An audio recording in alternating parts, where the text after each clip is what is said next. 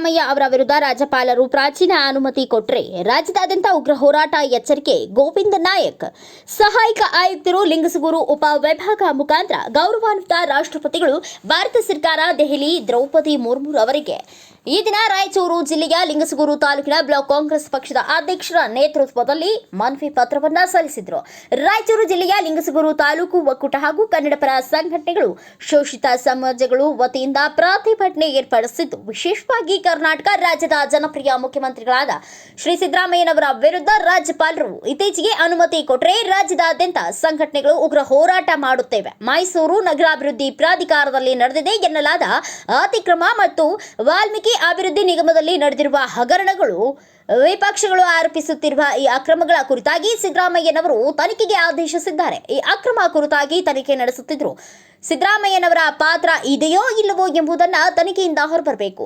ಸಿದ್ದರಾಮಯ್ಯನವರ ತಮ್ಮ ರಾಜಕೀಯ ಜೀವನದಲ್ಲಿ ಇದೇ ಮೊದಲ ಬಾರಿಗೆ ತಮ್ಮ ಕುಟುಂಬದ ಮೇಲೆ ಕೇಳಿ ಬಂದಿರುವ ಆರೋಪಕ್ಕೆ ಸದನದಲ್ಲಿ ಮೂಡಾ ಪ್ರಕರಣಕ್ಕೆ ಸಂಬಂಧಿಸಿದಂತೆ ದಾಖಲೆ ಸಹಿತ ಉತ್ತರ ಕೊಟ್ಟರೂ ಸಹ ಅವರ ಮೇಲೆ ಆರೋಪಗಳನ್ನು ರಾಜಕೀಯವಾಗಿ ಬಿಜೆಪಿ ಹಾಗೂ ಜೆಡಿಎಸ್ ಪಕ್ಷಗಳು ಅವರ ವಿರುದ್ಧ ಪಿತೂರಿ ಮಾಡುತ್ತಿದ್ದು, ಇದನ್ನ ತೀವ್ರವಾಗಿ ಖಂಡಿಸುತ್ತೇವೆ. 40 ವರ್ಷಗಳ ಕಾಲ ಕಪ್ಪು ಚುಕ್ಕೆ ಇಲ್ಲದೆ ಆಡಳಿತ ನಡೆಸಿದ ಸಿದ್ದರಾಮಯ್ಯನವರ ವಿರುದ್ಧ ಬಿಜೆಪಿ ಹಾಗೂ ಜೆಡಿಎಸ್ ಪಕ್ಷಗಳು ಷಡ್ಯಂತ್ರ ರೂಪಿಸಿವೆ. ಸಮಾಜದ ಹಿನ್ನೆಲೆಯಿಂದ ಬಂದ ಸಿದ್ದರಾಮಯ್ಯನವರ ಪರ ಹಿಂದುಳಿದ ದಲಿತರು ಹಾಗೂ ಅಲ್ಪಸಂಖ್ಯಾತರ ಸಮುದಾಯಗಳು ಸಿದ್ದರಾಮಯ್ಯನವರ ಪರ ಬಂಡೆಯಂತೆ ನಿಂತೇವೆ.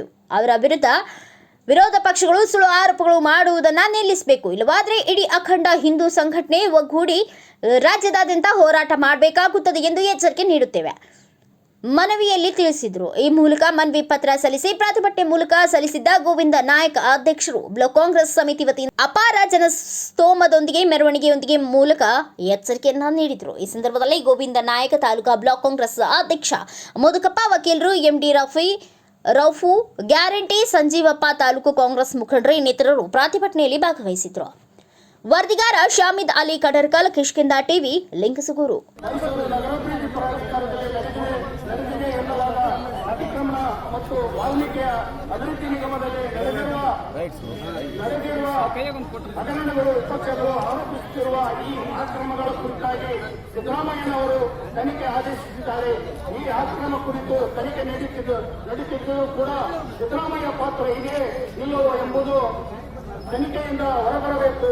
ಸಿದ್ದರಾಮಯ್ಯನವರ ತಮ್ಮ ರಾಜಕೀಯ ಜೀವನದಲ್ಲಿ ಇದೇ ಮೊದಲ ಬಾರಿಗೆ ತಮ್ಮ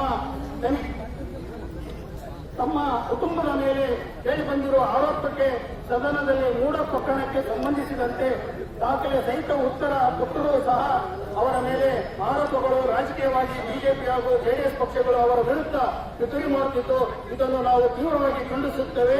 40 ವರ್ಷಗಳ ಕಾಲ ಕಪ್ಪು ಚುಕ್ಕೆ ಇಲ್ಲದ ಆಡಳಿತ ನಡೆಸಿದ ಸಿದ್ದರಾಮಯ್ಯನವರ ವಿರುದ್ಧ ಬಿಜೆಪಿ ಹಾಗೂ ಜೆಡಿಎಸ್ ಪಕ್ಷಗಳು ಷಡ್ಯಂತ್ರ ರೂಪಿಸಿವೆ. ಸಮಾಜವಾದ ಹಿನ್ನೆಲೆಯಿಂದ ಬಂದ ಸಿದ್ದರಾಮಯ್ಯನವರ ಪರ ಹಿಂದುಳಿದ ದಲಿತ ಹಾಗೂ ಅಲ್ಪಸಂಖ್ಯಾತ ಸಮುದಾಯಗಳ ಸಿದ್ದರಾಮಯ್ಯನವರ ಪರ ಬಂಡೆಯಂತೆ ನಿಂತಿವೆ.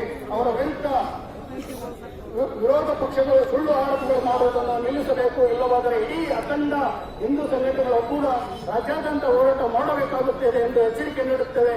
ಈ ಮೂಲಕ ಮನವಿ ಪತ್ರ ಸಲ್ಲಿಸುತ್ತೇವೆ. ವಂದನೆಗಳು.